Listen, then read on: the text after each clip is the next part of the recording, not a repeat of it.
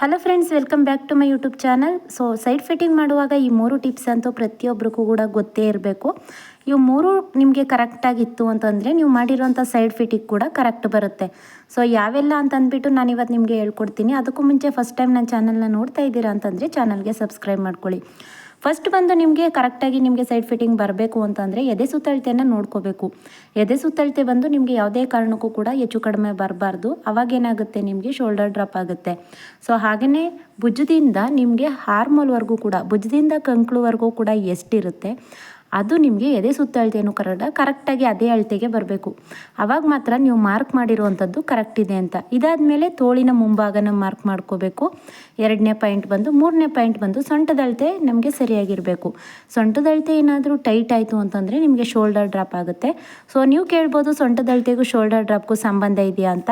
ಖಂಡಿತವಾಗ್ಲೂ ಇದೆ. ಸೊಂಟದ ಹತ್ರ ಏನಾದರೂ ಟೈಟ್ ಆಯಿತು ಅಂತಂದರೆ ನಿಮಗೆ ಕೆಳಗಡೆ ಬ್ಲೌಸ್ ಹಿಂಗೆ ಎಳೆದಾಗ ಏನಾಗುತ್ತೆ, ಟೈಟಾಗಿ ಮೇಲ್ಗಡೆ ಹೋದಂಗೆ ಆಗುತ್ತೆ. ಆವಾಗ ನಿಮಗೆ ಆಟೋಮೆಟಿಕಲ್ಲಿ ಶೋಲ್ಡರ್ ಡ್ರಾಪ್ ಆಗುತ್ತೆ. ಯಾರಿಗೆಲ್ಲ ಶೋಲ್ಡರ್ ಡ್ರಾಪ್ ಆಗ್ತಾಯಿದೆ ಅವರು ಬೇಕಾದರೆ ಸೊಂಟದ ಹತ್ರ ಸ್ವಲ್ಪ ಒಂದು 1/4 ಇಂಚಷ್ಟು ಕಡಿಮೆ ಲೂಸ್ ಮಾಡಿ ನೋಡಿರಿ, ಕರೆಕ್ಟಾಗಿ ಆಗುತ್ತೆ. ಇವಾಗ ನೋಡಿ, ಸೊಂಟದ ಸುತ್ತಳತೆನ ಅಳತೆ ಬ್ಲೌಸಲ್ಲೂ ಕೂಡ ಬ್ಯಾಕ್ ಪಾರ್ಟ್ನ ಈ ರೀತಿ ಫೋಲ್ಡಿಂಗ್ ಮಾಡ್ಕೊಂಡಿದ್ದೀನಿ. ನಾನು ಸ್ಟಿಚ್ ಮಾಡಿರೋವಂಥ ಬ್ಲೌಸ್ನೂ ಕೂಡ ಬ್ಯಾಕ್ ಪಾರ್ಟ್ನ ಫೋಲ್ಡಿಂಗ್ ಮಾಡ್ಕೊಂಡಿದ್ದೀನಿ. ಇವಾಗ ಎರಡನ್ನೂ ಕೂಡ ಈ ರೀತಿ ಮಾರ್ಕ್ ಮಾಡ್ಕೊಳ್ಳಿ. ಮಾರ್ಕ್ ಮಾಡ್ಕೊಂಡಾದಮೇಲೆ ನೀವು ಯಾವ ಸೈಡ್ ಫಿಟ್ಟಿಂಗ್ ಮಾಡಬೇಕು ಆ ಸೈಡು ಫಸ್ಟು ತಗೊಳ್ಳಿ. ಈ ರೀತಿ ಉಕ್ಸ್ಪಟ್ಟಿ ಕಡೆ ಆದರೂ ತಗೋಬೋದು ಅಥವಾ ಕಾಜಾಪಟ್ಟಿ ಸೈಡ್ ಆದರೂ ತಗೋಬೋದು. ನಾನು ಒಂದು ಸೈಡ್ ನಿಮಗೆ ಮಾರ್ಕ್ ಮಾಡಿ ತೋರಿಸ್ಕೊಡ್ತೀನಿ. ಸೊ ಈ ರೀತಿ ಭುಜದಿಂದ ಮತ್ತು ಸ್ಲೀವ್ಸು ಕೂಡ ಅಷ್ಟೇ, ಎರಡನ್ನೂ ಕೂಡ ಒಂದೇ ಸಮ ಇಟ್ಕೊಳ್ಳಿ. ಉಕ್ಸ್ಪಟ್ಟಿ ಕಡೆ ತಗೋತಾ ಇದ್ದೀರಾ ಅಂತಂದರೆ ಉಕ್ಸ್ಪಟ್ಟಿ ಕಡೆನೇ ಅಳತೆ ತಗೊಳ್ಳಿ. ಕಾಜಾಪಟ್ಟಿ ಸೈಡ್ ತಗೋತಾ ಇದ್ದೀರಾ ಅಂದರೆ ಕಾಜಾಪಟ್ಟಿ ಸೈಡೇ ಅಳತೆ ತಗೊಳ್ಳಿ. ಸೊ ಉಕ್ಸ್ಪಟ್ಟಿ ಕಡೆ ನಾನು ಮಾರ್ಕ್ ಮಾಡ್ತಿರೋದ್ರಿಂದ ನೋಡಿ, ಉಕ್ಸ್ಪಟ್ಟಿ ಕಡೆನೇ ತಗೋತಾ ಇದ್ದೀನಿ. ಉಕ್ಸ್ಪಟ್ಟಿಯಿಂದ ಸೈಡ್ ಫಿಟ್ಟಿಂಗ್ ಇರುತ್ತೆ ಅಲ್ವಾ, ಅಲ್ಲಿವರೆಗೂ ಕೂಡ ಇಟ್ಕೊಂಡು ಈ ರೀತಿ ಒಂದು ಮಾರ್ಕ್ ಮಾಡ್ಕೊಳ್ಳಿ. ಸೊ ಎಲ್ಲಿ ಮಾರ್ಕ್ ಮಾಡ್ಕೊಂಡಿದ್ದೀರಾ ಅಲ್ಲಿ ನೀವು ಹಾಗೆಯೇ ಬ್ಯಾಕ್ ಪಾರ್ಟ್ ಮಾರ್ಕ್ ಮಾಡಿರೋದು ಎರಡನ್ನೂ ಕೂಡ ಈ ರೀತಿ ಒಂದೇ ಸಮ ಇಟ್ಕೊಳ್ಳಿ. ನೋಡಿ, ಈ ಮಾರ್ಕು ಮತ್ತು ಈ ಮಾರ್ಕ್ ಎರಡೂ ಕೂಡ ಈ ರೀತಿ ಒಂದೇ ಸಮ ಬರಬೇಕು. ಆ ರೀತಿ ಇಟ್ಕೊಂಡು ಅಲ್ಲಿಗೆ ಒಂದು ನೀವು ಸೇಫ್ಟಿ ಪಿನ್ ಆದರೂ ಹಾಕೋಬೋದು, ಇಲ್ಲ ಅಂತಂದರೆ ಗುಂಡು ಪಿನ್ ಆದರೂ ಹಾಕೋಬೋದು. ನಿಮಗೆ ಯಾವುದು ಇರುತ್ತೆ, ಅವೈಲೇಬಲ್ ಇರುತ್ತೆ. ಸೊ ಅದನ್ನು ಹಾಕ್ಕೊಳ್ಳಿ. ಅದನ್ನು ಹಾಕ್ಕೊಂಡಾದಮೇಲೆ ತೋಳಿನ ಮುಂಭಾಗಕ್ಕೂ ಕೂಡ ಅದೇ ರೀತಿ ಮಾಡಿ. ಸೊ ನೋಡಿ, ತೋಳಿನ ಮುಂಭಾಗನೂ ಕೂಡ ಈ ರೀತಿ ಫೋಲ್ಡಿಂಗ್ ಮಾಡ್ಕೊಳ್ಳಿ. ಎರಡೂ ಕೂಡ ಒಂದೇ ಸಮ ಬರಬೇಕು. ಆ ಕಡೆ ಈ ಕಡೆ ಹೆಚ್ಚು ಕಡಿಮೆ ಮಾಡೋದಕ್ಕೆ ಹೋಗಬೇಡಿ, ಆವಾಗ ನಿಮಗೆ ಫಿಟ್ಟಿಂಗ್ ಹಾಳಾಗುತ್ತೆ. ಸೊ ಈ ರೀತಿ ಒಂದೇ ಸಮ ಇಟ್ಕೊಂಡ್ಬಿಟ್ರೆ ನಿಮಗೆ ಸ್ವಲ್ಪನೂ ಕೂಡ ಬಟ್ಟೆ ಆ ಕಡೆ ಈ ಕಡೆ ಸರಿಯೋದಿಲ್ಲ.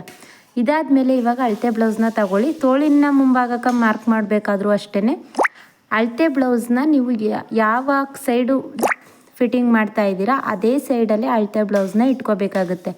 ಇವಾಗ ಉಕ್ಸ್ಪಟ್ಟಿ ಸೈಡು ಫಿಟ್ಟಿಂಗ್ ಮಾಡ್ತಾ ಇದ್ದೀರಾ ಅಂತಂದರೆ ಉಕ್ಸ್ಪಟ್ಟಿ ಸೈಡನ್ನೇ ಅಳತೆ ಬ್ಲೌಸ್ನ ಇಟ್ಕೊಂಡು ನೀವು ಈ ರೀತಿ ಮಾರ್ಕ್ ಮಾಡ್ಕೋಬೇಕು. ನೋಡಿ, ತೋಳಿನ ಮುಂಭಾಗನೂ ಕೂಡ ಅಷ್ಟೇ, ಒಂದು ಪಾಯಿಂಟ್ ಲೂಸ್ ಆದರೂ ಕೂಡ ಒಂದು ಪಾಯಿಂಟ್ ಟೈಟ್ ಮಾಡೋದಕ್ಕೆ ಹೋಗಬೇಡಿ. ಅದರಿಂದ ನಿಮಗೆ ಶೋಲ್ಡರ್ ಹತ್ರ ಡ್ರಾಪ್ ಆಗುತ್ತೆ. ಏನಕ್ಕೆ ಅಂತಂದರೆ ತೋಳು ಮೇಲ್ಗಡೆ ಸ್ವಲ್ಪ ಬರಲಿಲ್ಲ ಅಂತಂದರೆ ಏನಾಗುತ್ತೆ, ಆಟೋಮೆಟಿಕ್ಕಾಗಿ ಭುಜ ಅನ್ನೋದು ಜಾರುತ್ತೆ. ಇದಾದಮೇಲೆ ಭುಜದಿಂದ ಹಾರ್ಮೋಲ್ವರೆಗೂ ಕೂಡ, ಕಂಕ್ಳುವರೆಗೂ ಕೂಡ ಅಲ್ಲಿ ಫಿಟ್ಟಿಂಗ್ ಇರುತ್ತೆ ನೋಡಿ. ಫಸ್ಟ್ ಹೊಲಿಗೆ ಎಲ್ಲಿರುತ್ತೆ ಅಲ್ಲಿಗೆ ನೀವು ಮಾರ್ಕ್ ಮಾಡ್ಕೋಬೇಕು. ನಾನು ಹಾರ್ಮೋಲ್ವರೆಗೂ ಹೇಳಿದೆ ಅಂತಂದ್ಬಿಟ್ಟು ಲಾಸ್ಟ್ ಹೊಲಿಗೆಗೆ ಮಾರ್ಕ್ ಮಾಡೋದಕ್ಕೆ ಹೋಗಬೇಡಿ, ಫಸ್ಟ್ ಹೊಲಿಗೆಗೆ ಮಾರ್ಕ್ ಮಾಡ್ಕೋಬೇಕು.